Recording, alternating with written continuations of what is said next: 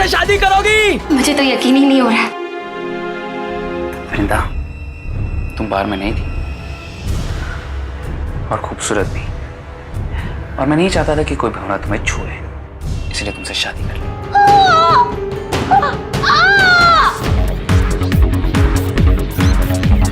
तुम्हारी जैसी लड़की की असली जगह मेरा घर नहीं, ये डांस बार है। तुम्हारी तो इतनी भी औकात नहीं। तुझे तेरी औकात याद दिलाकर रहूंगा मैं।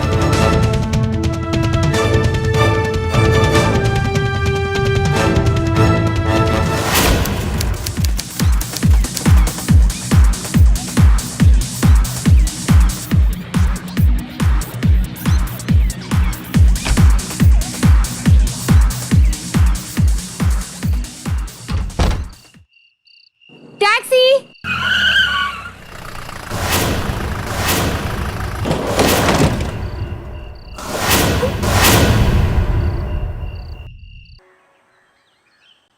मुंबई, वो शहर जिसके बारे में कहते हैं कि ये लोगों के सपनों को पूरा करने की तासीर रखता है।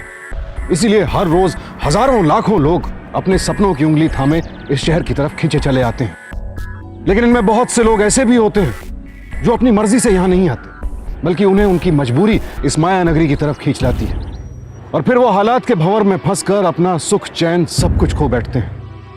इन्हीं लोगों में से एक थी वृंदा, मुंबई की एक डांस बार में नाचने वाली एक लड़की, जो अपनी मासूम बच्ची के साथ हालात के ऐसे ही भंवर में फंस चुकी थी। लेकिन क्यों? कौन था जिम्मेदार उसके इन बिगड़े हुए हालात के लिए?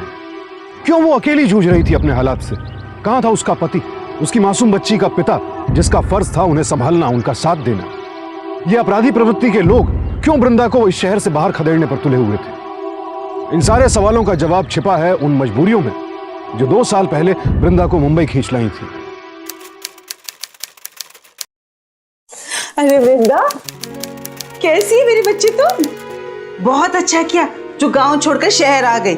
मौसी, मैं तो बस ये चाहती हूँ कि ढंग से माँ का इलाज हो जाए और मेरे तीनों छोटे भाई अच्छे से स्कूल में पढ़ाई कर ले। अरे हाँ, 4 पैसे तुझे भी तो चाहिए ना अपने ऊपर खर्च करने के लिए।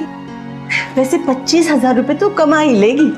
25,000? वो भी शुरुआत में। धीरे धीरे तू लाखों कमाने लगेगी। क्या काम करना होगा मौसी? बेटा, काम कोई भी हो, तू घबरा मत, तेरा ही फायदा होगा। योगेश है ना, वो तुझे समझा भी देगा और संभाल भी लेगा। क्यों योगेश?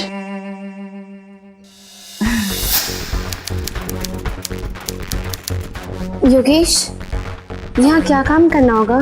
चुप कर देगा ना, चलो। यहाँ लोग खाना खाने आते होंगे ना? नहीं, मैं समझाता है ना, चल ना अभी। सेठी साहेब,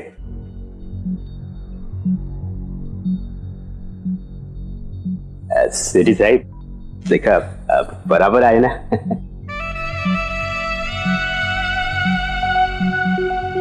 इसका मौसी बताया कि ये डांस एकदम मस्त करती है। हाँ, गाँव घर पे वो दिन त्योहार होता ना भाई, उस पे इसने बहुत डांस वींस किए लाए। अरे म्यूजिक तो बजा, देखे कैसा डांस करती है। घबराने का नहीं, सभी लोग ही थे अपना इधर। तू बिंदास डांस कर। ये वृंदा, ये वृंदा।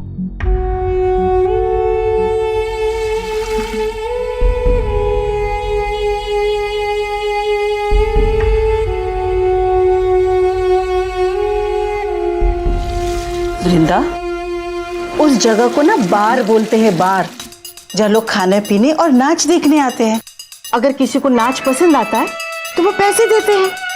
अब मुझे बताओ, गांव में तुम भी तो नाचा करती थी ना, इनाम के तौर पे तुम्हें भी कुछ मिला करता था। बस वैसे ही है, और कुछ नहीं है। सिर्फ फर्क इतना है कि वहां इनाम मिलता था और यहाँ पैसे मिलते हैं, वो भी हजारों में। देखो वृंदा, शुरुआत में तुम्हें बस यही काम मिल पाएगा। अगर तुम नहीं करना चाहती हो तो कोई जबरदस्ती नहीं करेगा। लेकिन एक बात याद रखो बेटा, तुम्हारी माँ का इलाज, तुम्हारे भाइयों की पढ़ाई, वो सब कैसे पूरी होगी?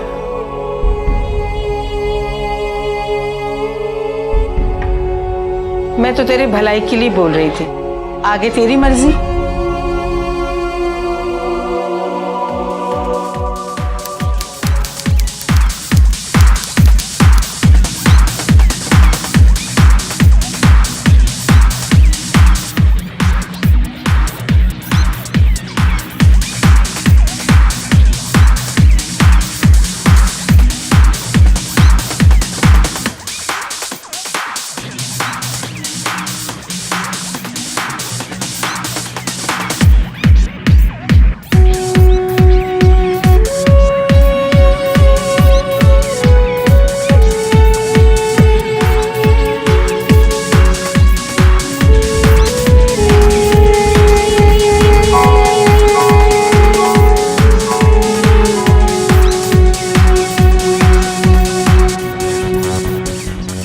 भाव खा रही है? पहले ही दिन कस्टमर खुद बुला रहा है। वो मुझे क्यों बुला रहा है? तुमसे शादी करना चाहता है क्या? तुम भी टाइम खोटी मत करो, जाओ, यही तुम्हारा काम है।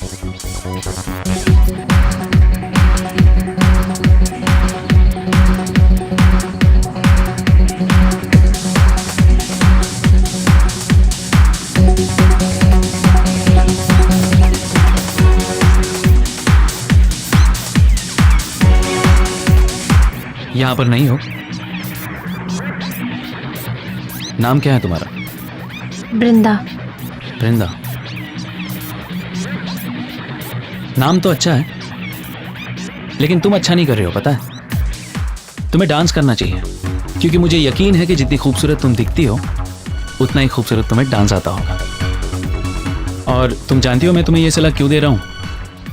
क्योंकि अगर तुमने डांस नहीं किया ना तो शेट्टी अन्ना तुम्हें निकाल देंगे। देखो, शुरू शुरू में ऐसा लगता है, मैं समझता हूं, लेकिन एक बार तुमने डांस करना शुरू कर दिया ना तो सारी शर्म अपने आप निकल जाएगी। ट्राई करके देख लो।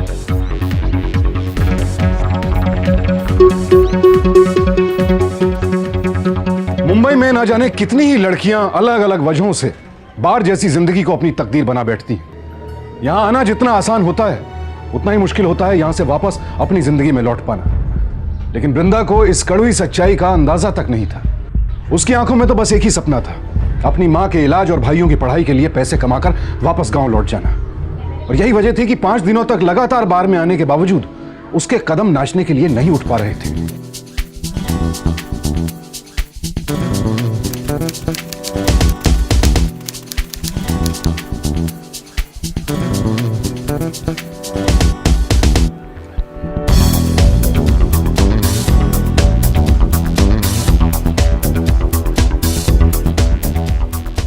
अब मुझे ऐसा लग रहा है कि हम दोनों एक दूसरे को सिर्फ 2 या 3 दिन से ज्यादा नहीं देख पाएंगे। क्यों?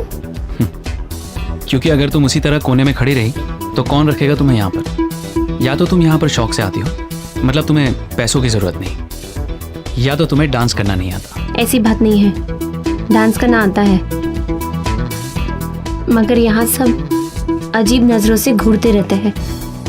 अच्छा, तो ये बात है। थोड़ी देर के लिए मान लो कि यहाँ पर कोई नहीं है, सिर्फ तुम हो और मैं हूं। अब तो कर पाओगे ना डांस?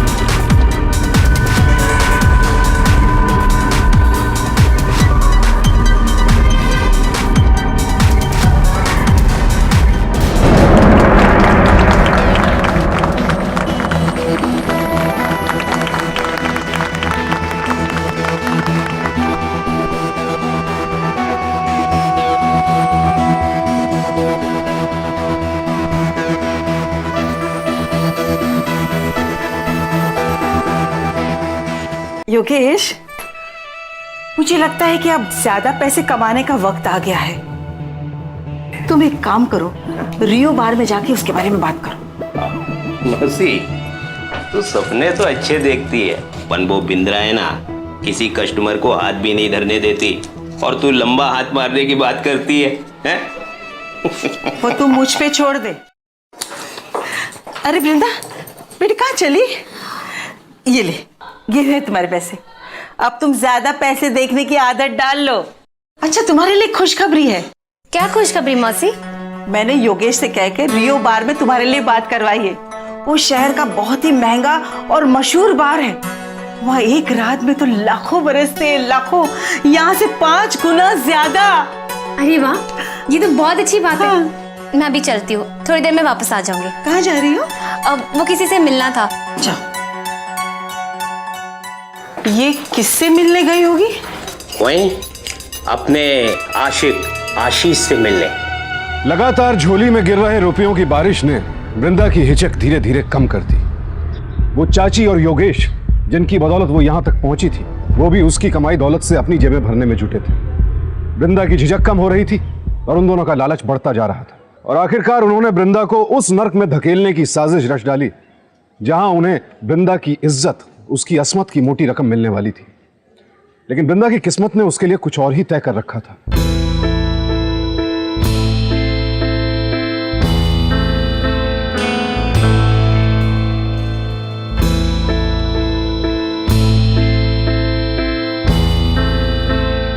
बहुत ठीक है भैया। और बनवाऊं? इतनी बस। अच्छी नहीं लगी? बहुत अच्छी लगी, और अच्छा हुआ तो मुझे यहाँ ही लेकर आए। वहाँ रेस्टोरेंट में तो बहुत घुटन हो रही थी मुझे। अच्छा, अब ये बताओ, तुम्हारी मौसी ने कौन सी बार में बात की है तुम्हारे लिए? हाँ, मौसी कह रही थी कि मैं वहाँ ना 5 गुना ज्यादा कमाऊंगी। अच्छा, बार का नाम क्या है? कोई मशहूर बार है। हाँ, रियो बार। क्या हुआ आशीष? वृंदा, तुम वहां पर कैसे जा सकती हो? क्यों नहीं जा सकती आशीष? क्योंकि वृंदा, वो अच्छी जगह नहीं है, और वहां पर क्या है ऐसा जो गलत नहीं होता है? वो भी तो बार ही है ना। जैसे मैं यहाँ डांस करती हूँ वैसे मैं वहाँ डांस करूंगी। और सोचो, वहाँ 5 गुना ज्यादा। बच्चों जैसी बातें मत करो वृंदा। रियो बार वालों ने कोई समाज सेवा संस्था नहीं खोल रखी है जो तुम्हारे जैसे जरूरतमंदों को 5 गुना ज्यादा देंगे। और वृंदा, जरा सोचो, अगर 5 गुना ज्यादा मिलेंगे तो 5 नए समझौते करने पड़ेंगे तुम्हें शायद किसी के साथ। वृंदा, इतना आसान नहीं है। लेकिन आशीष, मौसी मेरे लिए ऐसा गलत नहीं सोच सकती है। कैसे समझाऊं मैं तुम्हें वृंदा?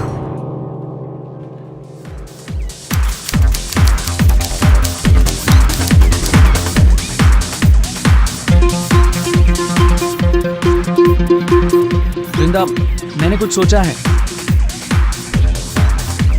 क्या तुम मुझसे शादी करोगी? क्या? क्या तुम मुझसे शादी करोगी? वृंदा, तुम मुझसे शादी करोगी? तुम मुझसे शादी करोगी?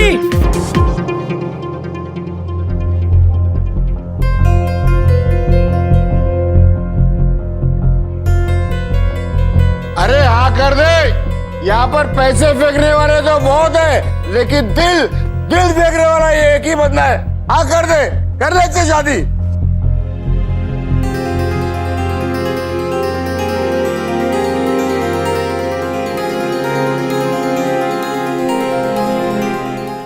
दिमाग खराब हो गया क्या तेरा? अरे तुम दोनों माँ बेटी जब भी सोचोगी ना, बस छोटा ही सोचोगी। आज तुम जिस जगह पे खड़ी हो ना, वहां मैं तुम्हें लाई हूं, और तुम ये सब छोड़कर लाल चूड़ियां पहनकर घर बैठना चाहती हो। तुम्हारा घर का खर्च, तुम्हारी माँ का इलाज, तुम्हारे भाइयों की पढ़ाई, ये सब उसी पैसे से चलते हैं जो तुम बाहर से लेकर आती हो। कैसे चलेगा खर्च? मौसी, आशीष संभालेगा ना मुझे? आशीष तुमको संभालेगा, मेरा क्या। और उसके बाद तुम घर से बाहर कदम नहीं रखेंगी, और जब भी तुम बाहर जाओगी तो योगेश तुम्हारे साथ जाएगा। चल अंदर।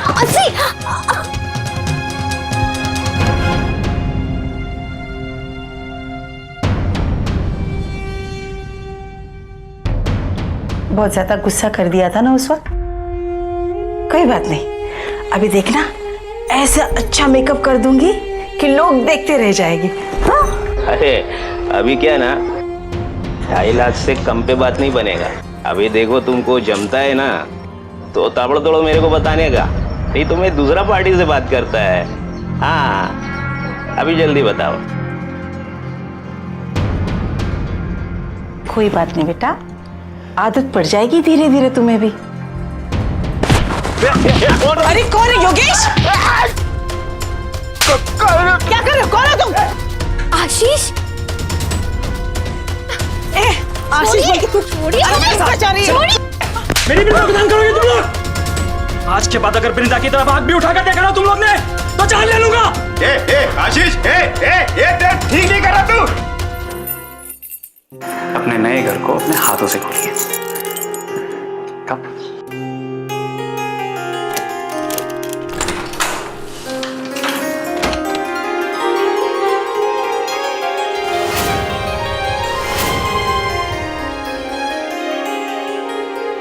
मुझे तो यकीन ही नहीं हो रहा है।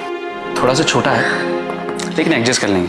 छोटे बड़े से मुझे कोई मतलब नहीं है, तुम्हारे दिल में जगह बड़ी होनी चाहिए। वृंदा के लिए यह सब किसी करिश्मे से कम नहीं था। एक सपना जिसे देखने की उसने कभी हिम्मत भी नहीं की थी, आज वो हकीकत बन गया था। बिन मांगी मुराद मिल गई थी उसे।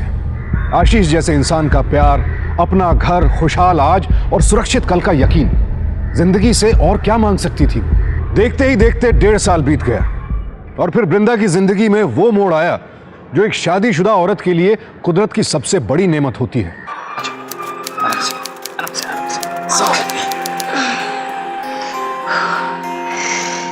ये आने वाला बच्चा ना बिल्कुल तुम्हारी तरह ही है।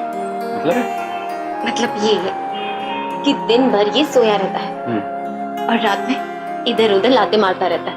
अच्छा, तुम्हारा कहने का ये मतलब है कि मैं तुम्हें लाते मारता हूँ? उफ़ो बुद्धू, इसका मतलब ये है कि जैसे तुम मुझे रात को सोने नहीं देते, ये भी बहुत तंग करता है।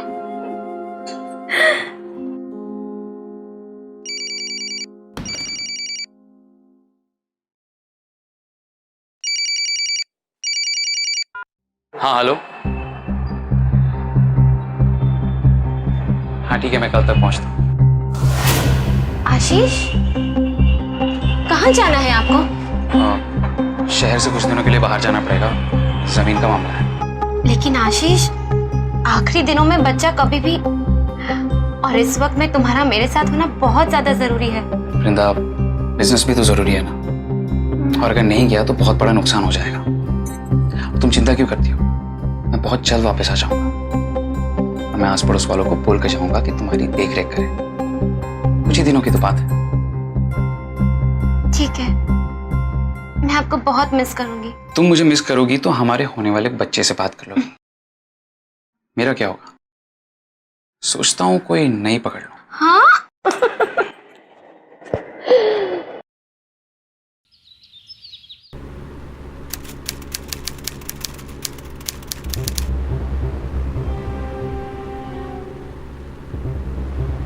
आशीष, आशीष,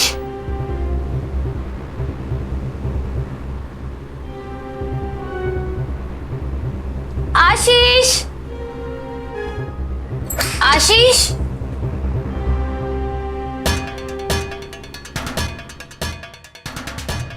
आशीष,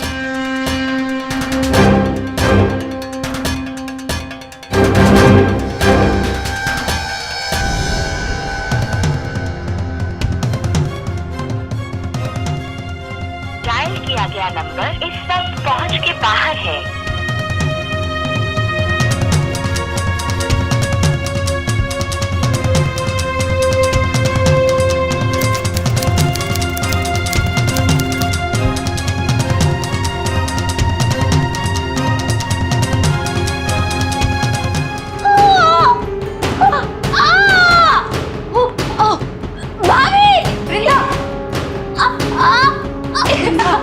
वृंदा, क्या हुआ? कांदा से जल्दी आओ, डॉक्टर के पास ले जाना है। सब्र करो, सब ठीक हो जाए। ले चलिए। वृंदा को हॉस्पिटल में भर्ती करवाया गया, जहां उसने एक बेटी को जन्म दिया। लेकिन बच्चे के जन्म के बाद मां के चेहरे पर जो खुशी होती है, वृंदा के चेहरे से गायब थी। उसके दिमाग में बस एक ही सवाल घूम रहा था कि ऐसे खुशी के मौके पर उसका पति कहां है, उससे बिना मिले क्यों चला गया, उसका फोन क्यों ऑफ आ रहा है। डिस्चार्ज होने के बाद वृंदा ने अपने पति की गुमशुदगी की रिपोर्ट लिखवाई, लेकिन कुछ दिनों बाद कुछ ऐसा हुआ जिसने वृंदा को जड़ से हिला दिया।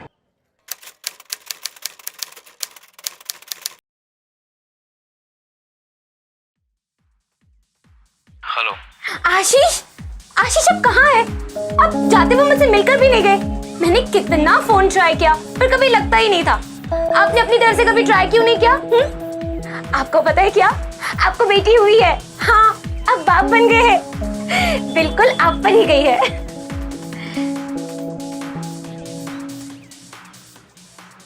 ये इतना शोर कहाँ से आ रहा है? अब कहाँ है आशीष? उसी जगह पर, उसी टेबल पे जहां पर तुम्हें शादी के लिए प्रपोज किया था।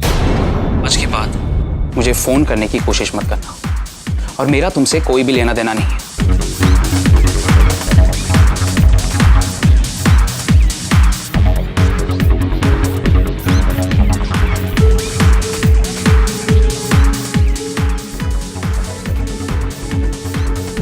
इसे पकड़, मैं भी आती हूँ, संभालना। नूरी, क्या है? जाए, मुझे कुछ बात करनी है तुझसे। कस्टमर आ रखे, जाए यहाँ से, बाद में बात करते हैं।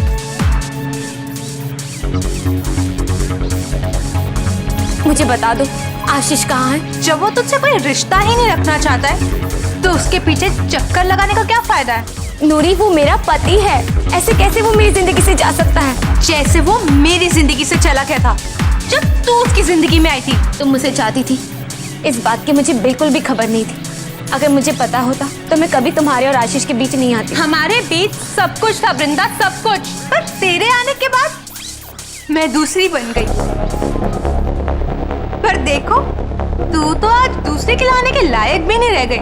मैं हाथ जोड़ती हूँ, मुझे आशीष का पता बता दो। अय्याश पति के पीछे भागना बेवकूफी है वृंदा। मैं बेवकूफी सही, मगर उस बच्चे के बारे में तो सोचो। उस बेचारी का क्या कसूर है? क्या उसका इतना भी हक नहीं है कि उसे पता चले कि उसका बाप कौन है? ठीक है,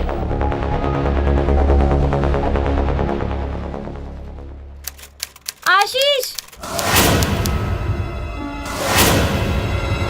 आशीष,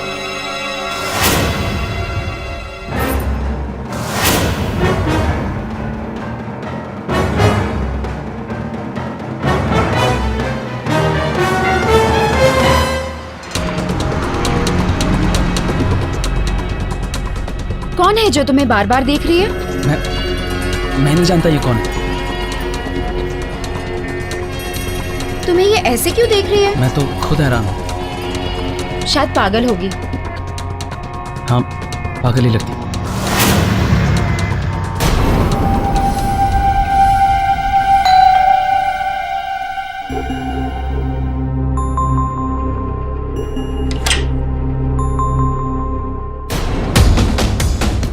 मैं थैंक्स बोलने के लिए आया था। वृंदा, तुमने बहुत समझदारी का काम किया है मेरी नई बीवी को मेरी पुरानी शादी के पोल ना खोलकर। अब एक समझदारी और कर दो, इस घर को छोड़कर चली जाओ। मैं यहाँ से कहीं नहीं जाऊंगी, और अपने सवालों से पहले तुम मेरे सवालों का जवाब दो। धोखा क्यों दिया मुझे? जब सब कुछ सही चल रहा था हमारी शादी के बीच, तो दूसरी शादी क्यों की? और जब सपने तोड़ने ही थे तो मुझे क्यों सपने दिखाए? बोलो आशीष, क्या गलती थी मेरी? बोलो। तुम्हारी सबसे बड़ी गलती थी मुझे ना समझना, मुझे अंधों की तरह प्यार करना। वृंदा, तुम बार में नहीं थी, और खूबसूरत भी, और मैं नहीं चाहता था कि कोई भंवरा तुम्हें छुए, इसलिए तुमसे शादी कर ली। जिंदगी में आगे बढ़ना सीखो वृंदा, जिस तरह से मैं बढ़ा हूं। और तुम मुझ पर गुस्सा क्यों कर रही हो? तुम्हें तो मेरा शुक्रिया अदा करना चाहिए कि मैंने तुम्हें ये आलीशान घर दिया है रहने के लिए। तुम्हारे खर्चे उठाए मैंने। इस बच्चे को देख के तुम्हें एक पल के लिए भी नहीं लगता कि इसे गोद में लूं? मुझे इसके साथ खेलने का कोई शौक नहीं है, ठीक है? और अगर तुम्हें इतना ही शौक है तो इसके साथ जिंदगी भर रहो और खेलती रहना। तुम्हारी बीवी को मैंने इसलिए कुछ नहीं कहा क्योंकि तुम्हारी असलियत उसे बताकर मैं उसका दिल नहीं तोड़ना चाहती थी। लेकिन अगर तुम इतने बेशर्म हो रहे हो तो मैं भी तुम पर रहम नहीं करूंगी आशीष। अच्छा, तुम्हें जो करना है कर लो। एक्सक्यूज मी सर, मेरे पति ने मुझे धोखा दिया है। मुझसे शादी करके इस बच्चे का बाप बनने के बाद उसने दूसरी शादी भी कर ली, और अब वो मुझे घर से भी बाहर निकालना चाहता है। बैठिए। आपने अपने पति के बारे में जो बताया अगर आपकी बात साबित होती है तो उन पर कम से कम 3 धाराएं तो लगेंगी। एक काम कीजिए, आप अपने पति का मुझे पता बताइए। बैठिए मिस्टर आशीष।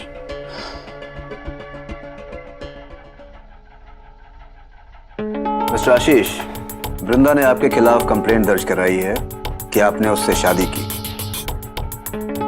और उससे बिना बताए किसी और से दूसरी बार शादी की। अब ये तो कानूनन जुर्म होता है। इसके अलावा एक और गलती आप करने जा रहे हैं, वृंदा को घर से बाहर निकालकर। सबसे पहले तो इस औरत ने आपको जो कुछ भी कहा है सरासर झूठ है।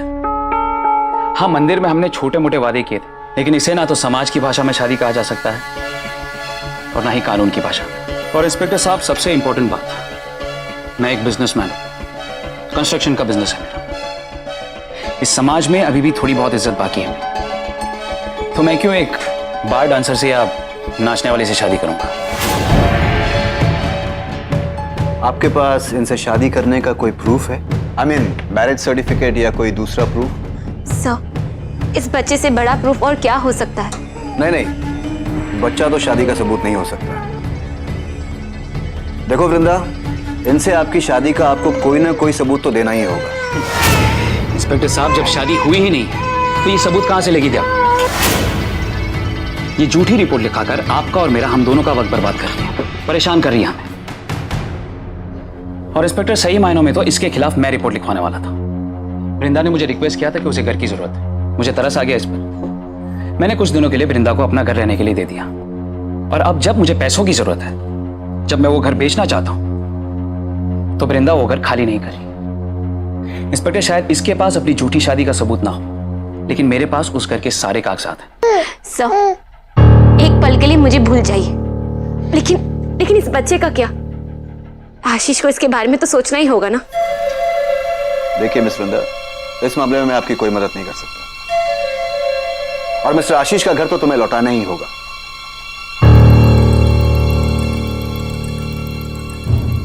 Mister Ashish, I am sorry for the trouble. Thank you inspector.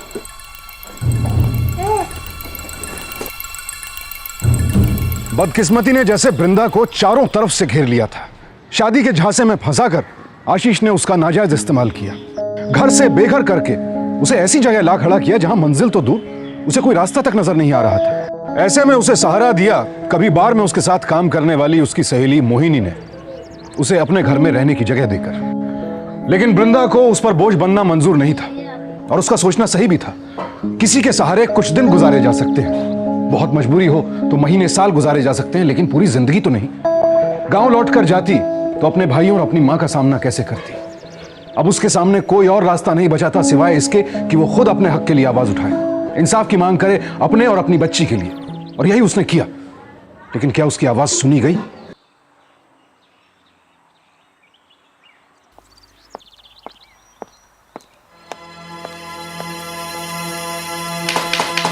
क्यों फोकट में ड्रामा कर रही? तेरे को कितनी बार बोला यहाँ से जा? नहीं जाऊंगी, जब तक इंसाफ नहीं मिलेगा मैं यहाँ से नहीं जाऊंगी।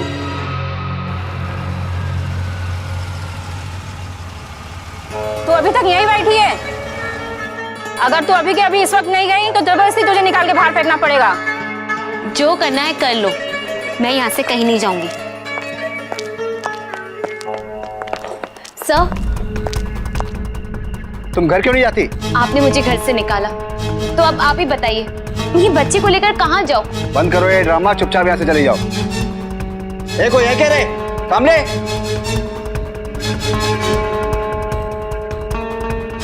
अरे, ये औरत काफी समय से यहाँ बैठी है। लगता है कंप्लेन कराना चाहती है, लेकिन कोई सुन नहीं रहा है।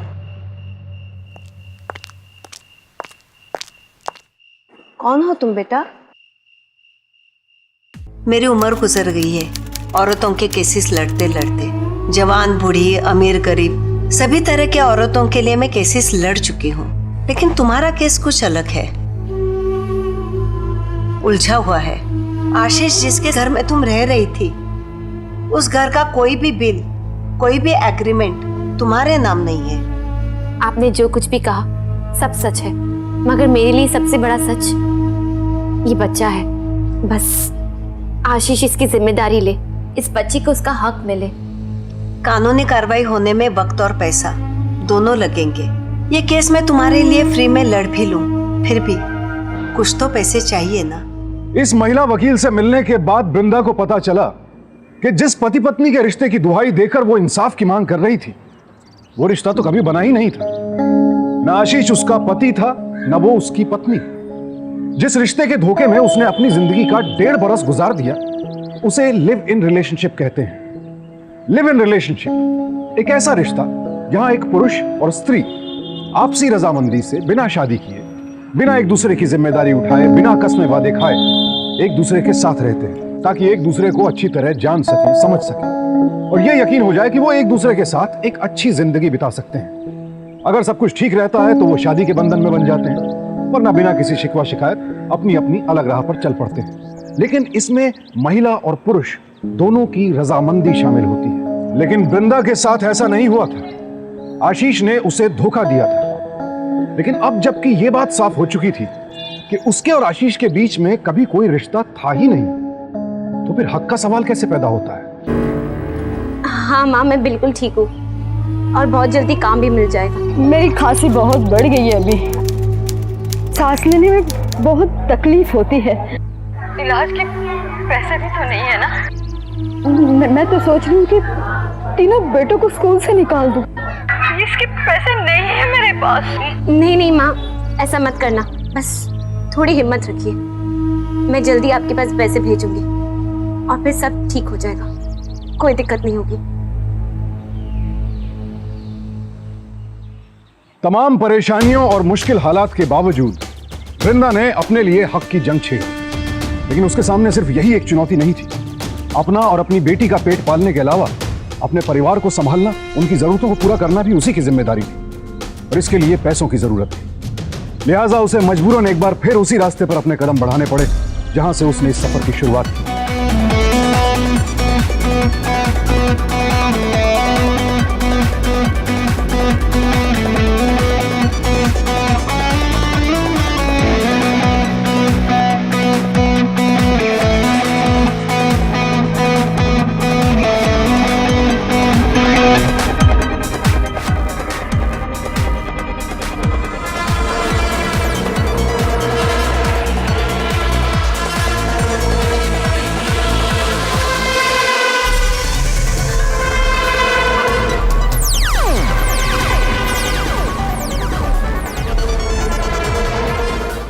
तुम्हारी जैसी लड़की की असली जगह मेरा घर नहीं, ये डांस बार है। मेरी बीवी कहलाने से अच्छा है कि लोग तुम्हें एक बार डांसर ही कहें। यही औकात है तुम्हारी।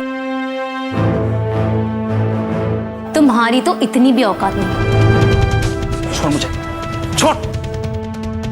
तुझे तेरी औकात याद दिलाकर रहूंगा मैं।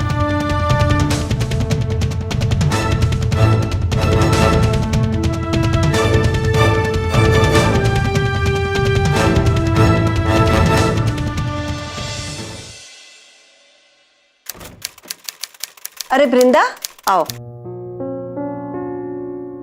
बैठो। मैंने तुम्हारे सारे पेपर्स तैयार कर दिए हैं। तुम्हारा आगे का काम ये देखेंगे। ये रिपोर्टर है, तुम्हारी दबी हुई आवाज को लोगों तक ये पहुंचाएंगे। इन्हें तुम्हारी एक तस्वीर चाहिए, वो दे दो।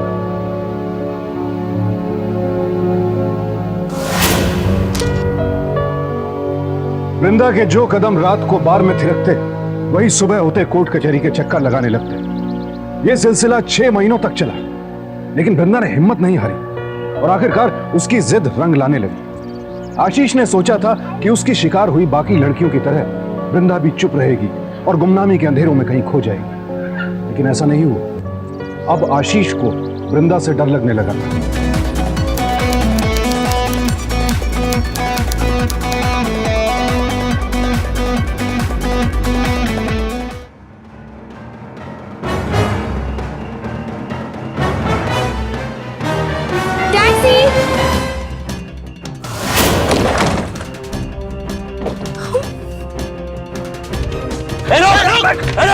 डरना मत बृंदा। जिस तरह से मुझे अपनी कहानी सुनाई थी ना, बस उसी तरह से जज साहब के सामने सब कुछ सच सच बताना। आशीष तुम्हारे सामने होगा, लेकिन तुम उससे नजर से नजर मिला के बात करना। नजर बिल्कुल चुराना नहीं। चलो। हाँ तो बंदा, आप सब कुछ सच सच और साफ साफ बताइए। सर, मैं एक बार डांसर हूँ और साथ में एक बच्चे की माँ भी, और कुछ दिनों पहले एक बीवी भी थी।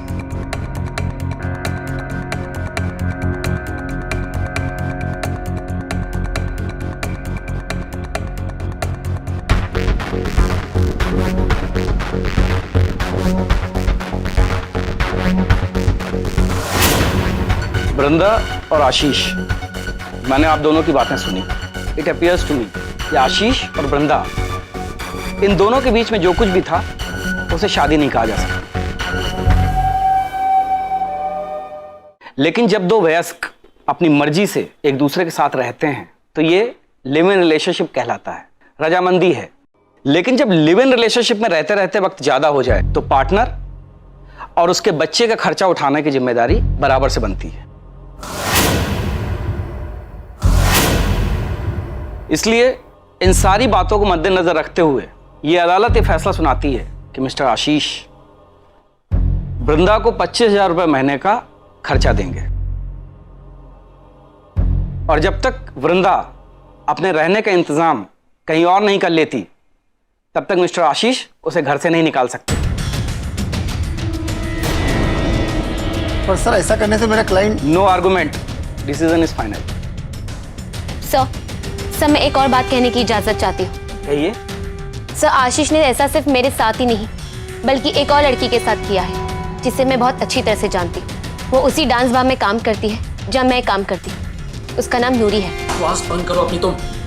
नूरी के बारे में जो भी फैसला लिया जाएगा वो नूरी की दलीलों को सुनने के बाद ही लिया जाएगा।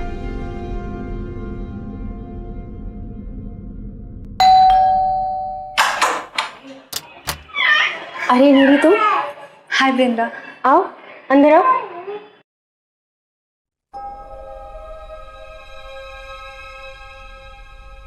वृंदा, प्लीज मुझे माफ कर दो।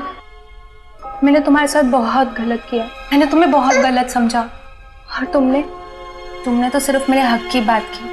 प्लीज वृंदा, मुझे माफ कर दो। तुम मुझे शर्मिंदा कर रही हो। मैंने वही किया जो एक औरत होने के नाते मुझे दूसरी औरत के लिए करना चाहिए। थैंक यू सो मच वृंदा। अच्छा ये बताओ, आशीष ने तुम्हें धमकाया तो नहीं? नहीं, बल्कि वो तो हर महीने मुझे अब 15,000 रुपए खर्चे के देगा और मेरे सारे छोटे बड़े खर्चे निकल जाएंगे। मैं तो तुम्हें यहाँ ये बताने आई थी कि मैं सब कुछ छोड़कर अपने घर जा रही हूँ, अपने माँ बाप के पास हमेशा के लिए मुंबई छोड़ के। वहाँ जाकर कोई भी छोटा मोटा काम कर लूँगी तो 15,000 के अलावा और भी पैसे कमा लूँगी। वृंदा, मुझे समझ में नहीं आ रहा मैं तुम्हारा शुक्रिया कैसे अदा करूँ। सके। अच्छा तो मैं चलती हूँ।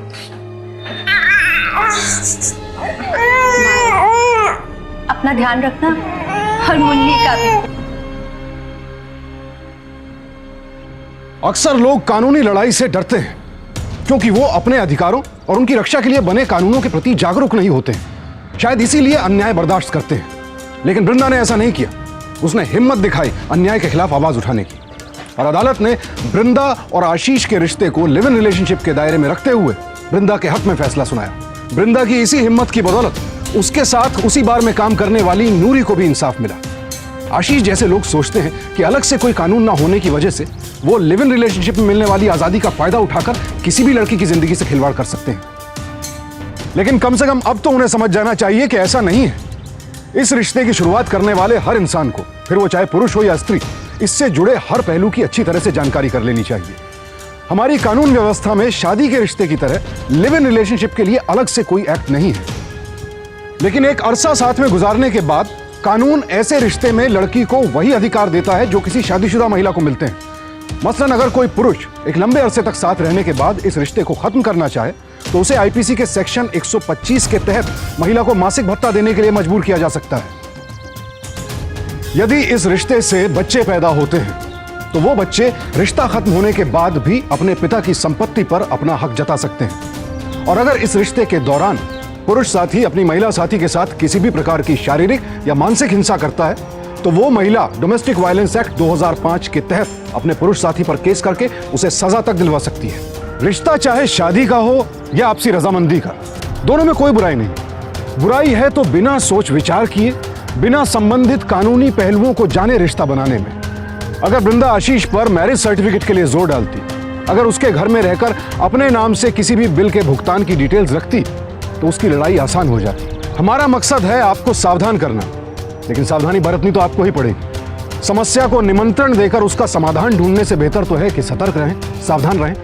इसी उम्मीद के साथ मैं सुशांत सिंह आपसे विदा लेता हूं। कल फिर मुलाकात होगी ऐसी एक और बेमिसाल सच्ची कहानी के साथ। देखते रहें सावधान इंडिया, 100 दिन 100 फाइट बैक्स।